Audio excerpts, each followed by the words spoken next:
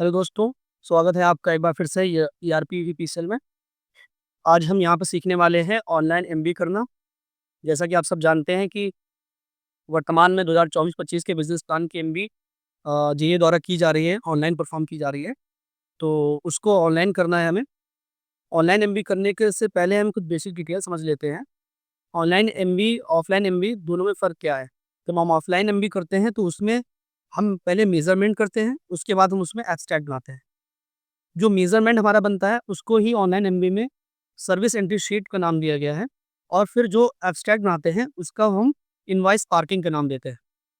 तो service entry sheet का मतलब मेज़रमेंट हो गया और इनवॉइस पार्किंग का मतलब हो गया एब्स्ट्रैक्ट। तो पहले हम कोई भी काम के सर्विस एंट्री शीट को बनाएँगे, उसके बाद हम उसका एब्स्ट्रैक्ट तैयार करेंगे, उसका इनवॉइस पार्किंग करेंगे। तो हमें ऑनलाइन एमबी करने के लिए, सर्विस एंट्री शीट बनाने के लिए कुछ बेसिक डिटेल्स की ज़रूरत होती है, जैसे कार का नाम, PR number, WBS number, purchase order, जो कार्यदायी संस्था है उसका टेंडर डेट, जो आपकी इनवॉइस स्टोर से कटी है वो और इनवॉइस डेट। इतनी चीज़ें हमें बेसिक डिटेल में चाहिए होती हैं। या आप अपना एक्सेल बना लीजिएगा जैसे मैंने बनाया है, या आप कहीं लिख रखे हैं कागज़ में तो वो भी बेहतर है। ठीक है, तो अब हम शुरुआत करते हैं ऑनलाइन एमबी करने के लिए। सबसे पहले आप आईडी लॉगिन कर लीजिए। फिर आप यहाँ देख पा रहे होंगे, यहाँ पे कोड लिखा हुआ है ML81N, MB service entry sheet entry. इसको क्लिक कर लीजिए। अदर परचेज़ पे क्लिक करिए और यहाँ पे अपना डीआई या पीओ नंबर जो सर्किल ऑफिस से उस कॉन्ट्रैक्टर को प्रोवाइड किया गया होगा, बनाया गया होगा। पीओ और डीआई नंबर लिख बोलते हैं इसे। ये डीआई नंबर दिया गया होगा सर्किल ऑफिस से, तो वो आपको वहाँ से मिल जाएगा, आप उसको ले लीजिएगा। इसको आप यहाँ पे फिल कर दीजिए और एंटर कर दीजिए। एंटर करने के बाद यहाँ पे लिख के आ जाएगा entry sheet for purchase order, मतलब इस परचेज़ ऑर्डर के लिए एंट्री शीट बननी है। तो इसी के ऊपर देखिए आप, यहाँ पे आपको क्लिक करना है क्रिएट एंट्री शीट पर। क्रिएट एंट्री शीट पे करेंगे तो ये एंट्री शीट नंबर 1 जनरेट हो जाएगा। अब इस एंट्री शीट नंबर जो जनरेट हो गया है, इसके अंदर आपको कुछ बेसिक डिटेल्स फिल करनी है। शॉर्ट टेक्स्ट है, हमारा business plan 2024-25 work in EDC TDS. Pratapgarh में हम लोग काम कर रहे हैं, तो प्रतापगढ़ तो मैंने यहाँ डिटेल फिल कर दी है। फिर आप बेसिक डाटा पे आ जाइए। बेसिक डाटा पे आपको यहाँ सिलेक्ट करना है प्रोजेक्ट। सर्विस लोकेशन पे किस खंड में काम हो रहा है, जैसे मेरा ईडीडी कुंडा है, तो मैं ईडीडी कुंडा सिलेक्ट कर लूँगा। पीरियड मतलब डेट ऑफ स्टार्ट और date of completion, date of measurement, ये 3 चीज़ होती हैं और चौथा होता है नेम ऑफ जेई। तो डेट ऑफ स्टार्ट पीरियड में डाल दीजिए, डेट ऑफ एंड जो इनवॉइस कटी है उसके बाद कितने दिन बाद काम हो गया है वो डाल दीजिए। तो आपका डेट ऑफ स्टार्ट और date of measurement date of completion आ जाएगा। और डेट ऑफ मेजरमेंट तो वही है जिस तारीख को आप एमबी कर रहे हैं, ये 9/9/2025। ठीक है, तीनों डेट यहाँ पे फिल करनी होंगी। तो जैसा हम देख रहे हैं कि टेंडर हमारा 29/6/24 को हुआ है, मैं मान लेता हूँ कि 30/6 से उसने काम शुरू कर दिया था। तो मैं यहाँ डेट फिल कर देता हूँ 30/6/24, और जो मेरी इनवॉइस की डेट है वो इनवॉइस की डेट मेरी 30/7/24 की है। तो मान के चलता हूँ कि मेरा काम 15/8/2025 तक कंप्लीट हो गया होगा, क्योंकि क्षमता वृद्धि का काम है, ज़्यादा टाइम नहीं लगता है उसमें। ठीक है, ये हो गया। फिर उसके बाद दूसरा आपका है एक्सेप्ट डाटा।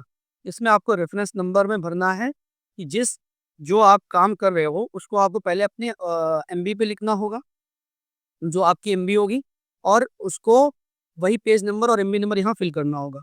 अभी मेरे पास इसकी एमबी अलॉट नहीं हुई है, तो मैं यहाँ पे कॉन्ट्रैक्टर का नाम एमएस माँ भवानी और डॉक्यूमेंट टेक्स्ट में एमबी नंबर और पेज नंबर ब्लैंक छोड़ दे रहा हूँ। आप यहाँ पे रेफरेंस के तौर पे भर दीजिए। जैसे मेरा आरडीएसएस का आता है एमबी, तो मैं आरडीएसएस की यूनियन एजेंसी लिख देता हूँ, और डॉक्यूमेंट टेक्स्ट में एमबी नंबर 126 है मेरा, और पेज नंबर जो भी जिसपे मैं लिखता हूँ हार्ड कॉपी में, वो यहाँ पे मैं फिल कर देता हूँ। अभी फिलहाल के लिए मैं ब्लैंक छोड़ रहा हूँ। आप जब उसको अपनी हार्ड कॉपी में लिखिएगा तो उसको यहाँ पे फिल कर दीजिएगा, ठीक है? इसके बाद वैल्यूज़ में आता है। वैल्यूज़ में आने पे आपको सर्विस सिलेक्शन में जाना होगा।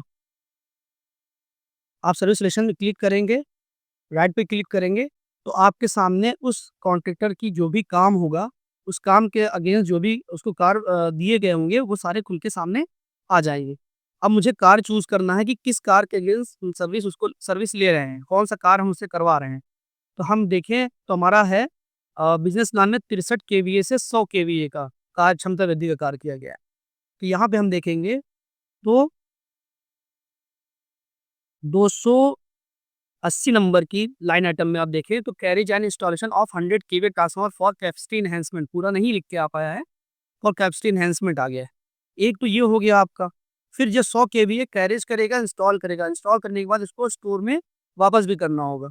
तो देखिए इसी के नीचे लाइन आइटम 310 नंबर आप देखेंगे, लाइन आइटम 310 पे आपका लिखा है carriage of preset KV transformer after capacity enhancement, मतलब ये स्टोर में जमा कराने के कार्य। तो अभी हमारे ठेकेदार ने स्टोर में जमा नहीं कराया है, पावर हाउस पे रखा है। तो अभी केवल हम service entry sheet capacity carriage and installation of 100 KV transformer की ही कर रहे हैं, मतलब 100 केवी ट्रांसफार्मर साइट पे लगाने का और ढुलाई का ही पैसा उसको या एमबी हम उसकी कर रहे हैं, ठीक है। जब वो सामान, जब हमारा 63 केवी ट्रांसफार्मर जो साइट से उतरा है उसको वो स्टोर पहुंचा देगा, जमा कर देगा, तो इसकी दूसरी वाली भी एमबी हम इसमें सेलेक्ट कर लेंगे सर्विस को। अगर आपका वो ट्रांसफार्मर जमा कर चुका है तो आपको इसको भी सिलेक्ट करना है और इसको भी सिलेक्ट करना है। प्रक्रिया पूरी सेम वही है, ठीक है। तो अभी हमारा वापस नहीं किया, तो हमने लाइन आइटम 280 सिलेक्ट कर लिया। अब यहाँ पे हम सर्विस को अडॉप्ट कर लेंगे। अडॉप्ट पे क्लिक जैसे ही करेंगे वहाँ पे आपका डब्ल्यूबीएस एलिमेंट मांगेगा, मतलब उसका प्रोजेक्ट कोड मांगेगा और जीएल अकाउंट मांगेगा। तो जीएल अकाउंट में आप जितने भी डब्ल्यूबीएस प्रोजेक्ट बनाते हैं उस पे बिजनेस प्लान में, वो सब 74.503 पे बन रहे हैं हमारे यहाँ। और डब्ल्यूबीएस जो आपका वर्क किया है उसने, आपने डब्ल्यूबीएस बनाया था उसको आप कॉपी कर लीजिए और यहाँ पे पेस्ट करिए। पेस्ट करने के बाद आप डॉट लगाइए जिस पे आपने उसका डाल रखा हो कि सामान उठाने का, ले जाने का। अगर आपने डब्ल्यूबीएस अलग बना रखा है, cartage and erection, cartage and installation, तो आपके सामने शो हो जाएगा, उसको आप कर सकते हैं, ठीक है। अब यहाँ पे देखिए मटेरियल प्लांट एंड मशीनरी आ रहा है मेरे पास, डिसेंट्रलाइज मटेरियल आ रहा है, डिसेंट्रलाइज मटेरियल की सर्विसेज आ रही हैं, पीसी बैग 63 केवी आ रहा है, ठीक है। लेबर सेस आ रहा है, लेबर चार्जेस ऐसा कुछ अलग से नहीं लिया गया है, तो हम यहाँ पे डॉट भी ले रहे हैं, ठीक है। अगर आपका अलग से डब्ल्यूएस बना हुआ है, 8.2 में आपने ले रखा है कैरेज एंड इंस्टॉलेशन वाला, तो आप उसको चूज़ कर लीजिएगा। अगर आपका नहीं ले रखा है तो प्लांट एंड मशीनरी की सर्विसेज आप चूज़ कर सकते हैं, मतलब डब्ल्यूबीएस उससे रिलेटेड होना चाहिए। राइट क्लिक कर लीजिए, आपका यहाँ सामने सर्विस अडॉप्ट हो जाएगी। अब यहाँ क्वांटिटी आपको चेंज करनी होगी, हम एक ही काम की मेजरमेंट कर रहे हैं तो एक नंबर डाल देंगे, एंटर कर देंगे, ठीक है। यहाँ पर उसका रेट आ जाएगा, इसको 5,000 रुपये पे किए जाएंगे कैरेज एंड इंस्टॉलेशन के, 100 केवी ट्रांसफार्मर के। तो ये कार हो गया हमारा 63 से 100 केवीए उम्रापट्टी का, इसका डब्ल्यूबीएस ये लिखा हुआ है। इनवॉइस डेट से आपने डेट देखी, इनवॉइस नंबर देख लिया। अब आपको अब आते हैं हम लोग लॉन्ग टेस्ट में। लॉन्ग टेस्ट में जब आएंगे तो यहाँ पे कार का पूर्ण विवरण देना पड़ेगा, कहाँ पे क्या कार हुआ है। तो हमने पहले जैसे लिख रखा है कि यूनिकोड F5450 बिजनेस प्लान 2425 63 100 केवी उम्रापट्टी, इसी को हम कॉपी करके यहाँ पे पेस्ट कर देंगे। अगर आपके पास और ज़्यादा डिटेल है तो आप यहाँ से हैंड फिल भी कर सकते हैं, आप हाथ से यहाँ पे लिख सकते हैं। इतना करने के बाद आपको वेंडर कंप्लायंस चेक करना है।